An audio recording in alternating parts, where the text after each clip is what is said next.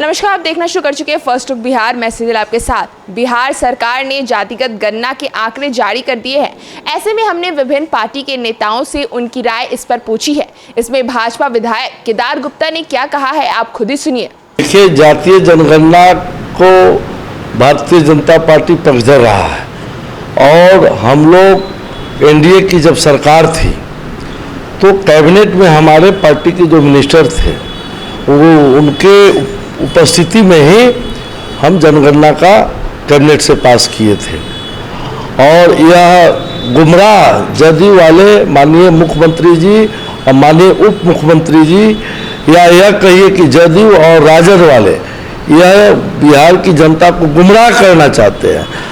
हम लोग कहाँ, हम लोग तो चाहते हैं जनगणना हो, इसके साथ साथ आर्थिक भी गणना हो। किन जातियों की क्या स्थिति है, आर्थिक स्थिति है, इसकी भी गणना हो, ये भी जनता के बीच है। लेकिन तो आधी अधूरी गणना करा करके या सिर्फ चाहते हैं अपना श्रेय लेना। जनता सब देख रही है और इससे कहीं कोई जदयू और राजद वाले को कुछ लाभ मिलने वाला नहीं है। जनता बूझ रही है कि भारतीय जनता पार्टी सभी जाति, बिरादरी, धर्म को लेकर चलने वाली पार्टी है और अति पिछड़ा और पिछड़ा जाति के जहाँ तक सवाल है, इसको आगे बढ़ के जो हिस्सेदारी मिलनी चाहिए वो दे रही है। इसका नमूना केदार गुप्ता मैं हूँ, जो मैं अति पिछड़ा वर्ग से आता हूँ, ईबीसी वर्ग से आता हूँ और पार्टी ने मुझे भी कुरनी से टिकट दिया और एमएलए बनाया वहाँ की जनता ने। और आपको यहाँ के एमपी हैं वो भी ईबीसी वर्ग से आते हैं, उनको भी पार्टी ने टिकट दिया और जनता ने उनको एमपी बनाया। यह तो मुजफ्फरपुर में हम लोग 2 आदमी सीधा सीधी गवाह है। इसलिए भारतीय जनता पार्टी अति पिछड़ा सवर्ण सभी को लेकर चलने वाली पार्टी है, अनुसूचित जाति को लेकर चलने वाली पार्टी है, सभी धर्म को मानने वाली पार्टी है। और ये लोग जो ढोल पीट रहे हैं, इससे इनको कोई लाभ मिलने वाले नहीं है विरोधी दल को। अब राजद विधायक राजीव रंजन उर्फ मुन्ना यादव ने क्या कहा इस पर, ये भी सुनिए। अरे आज खुशी की बात है कि हर जाति का संख्या बुझा गया ना। भारतीय जनता पार्टी जो केंद्र में सरकार है वो नहीं चाहती थी कि जाति जनगणना हो।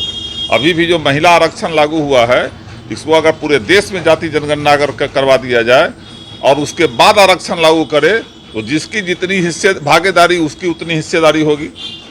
तो जाति जनगणना से बजट भी बनता है कि किस जाति का आर्थिक स्थिति कैसा है, उसके अनुसार जो है सरकार बजट बनाती है उसके विकास के लिए। तो अब तो बुझा गया ना कि हाँ, ये मुख्यमंत्री जी और उप मुख्यमंत्री तेजस्वी यादव जी, इन लोगों की मंशा है कि गांव गरीब जितना भी जो भी जाति का लोग है, जिस जाति में गरीब लोग है उस सब का संख्या जो है जानकारी हो, उसके अनुसार उसका बजट बने, उसका विकास हो। इन तमाम कार्य के लिए जो भी जाति जनगणना जो आज जो लागू किया गया, जो जानकारी हम लोगों को भी मिली है, इसके लिए मैं मुख्यमंत्री जी और उप मुख्यमंत्री दोनों को बधाई देता हूं और बिहार की जनता को भी मैं बधाई देता कि आपका विकास का काम तेजी से होगा। जेडीयू प्रदेश सचिव प्रोफेसर शबीर अहमद उर्फ पप्पू ने क्या कहा, आप सुनिए। देखिए, जहां तक बिहार सरकार ने जातीय गणना कराया है, ये जातीय गणना हुआ है।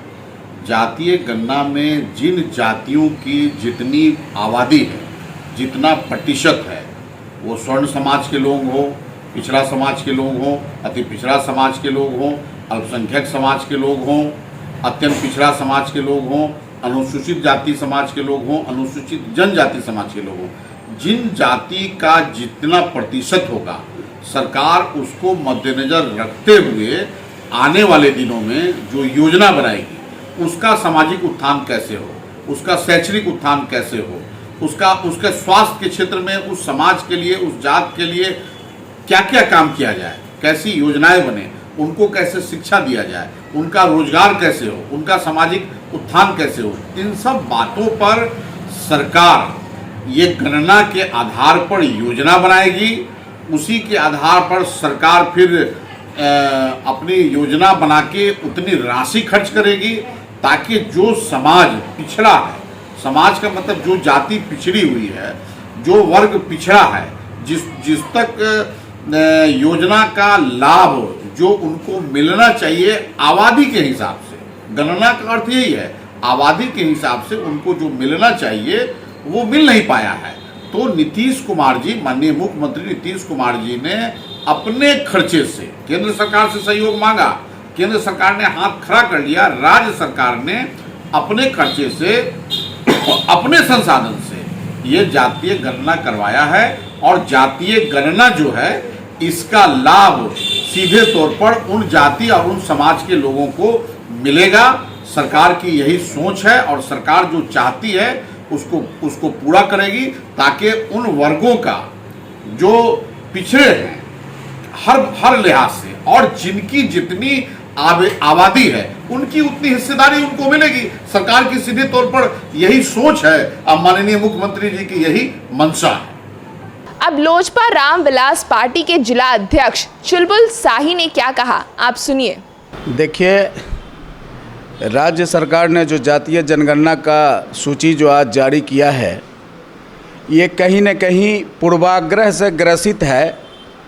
और जो सर्वे जिस हिसाब से होना चाहिए, जब आप गांव में जाएंगे और लोगों के बीच जाएंगे और बात करेंगे, तो आधे से अधिक लोगों का यह कहना है कि हम लोगों के पास तो कभी कोई सर्वे टीम पहुंची ही नहीं। और जब सर्वे टीम गांव पहुंची ही नहीं, तो फिर ये जो सर्वे सरकार जो आज इसको आम की है, इस पर कहीं न कहीं प्रश्नवाचक चिन्ह है। और दूसरी बात आपको बता देते हैं कि ये जातीय जनगणना कराकर बिहार का विकास का परिकल्पना करना ये बड़ा मुश्किल काम है। समूचे मानव जाति एक है और सबका साथ और सबका विकास की बात देश के प्रधानमंत्री, यशस्वी प्रधानमंत्री करते हैं। और नरेंद्र मोदी जी सबके विकास में तत्पर दिखते हैं और हिसाब बराबर का रखते हैं।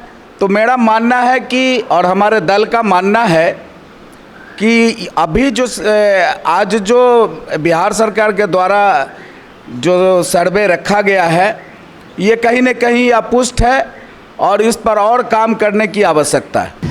कांग्रेस नेता कृपा शंकर शाही ने इस पर क्या बयान दिया है, आप सुनिए। बिहार सरकार द्वारा कराए गए जातिगत सर्वे की जो रिपोर्ट आज सार्वजनिक हुई है, उसका हम सभी लोग स्वागत करते हैं। यह निश्चित तौर पे एक स्वागत योग्य कदम है। और हम लोग तो चाहते हैं कि socio economic and caste census जो 2021 का पेंडिंग है, उसे कराया जाए, पूरे देश में कराया जाए। क्योंकि राज्य सरकार की अपनी सीमाएं होती हैं और उनके लिए उनके पास सेंसस के लिए कोई प्रावधान नहीं होता है। तो हम चाहते हैं कि केंद्र सरकार यह सेंसस जो है पूरे देश में कराए। जो हमारे देश की वेलफेयर स्टेट की परिकल्पना है, तो उसको प्राप्त करने के लिए हमें पता होना चाहिए कि योजनाओं की, सरकारी योजनाओं की ज़रूरत किन्हें है और कितना। और इसके लिए आत्ममंथन आवश्यक है।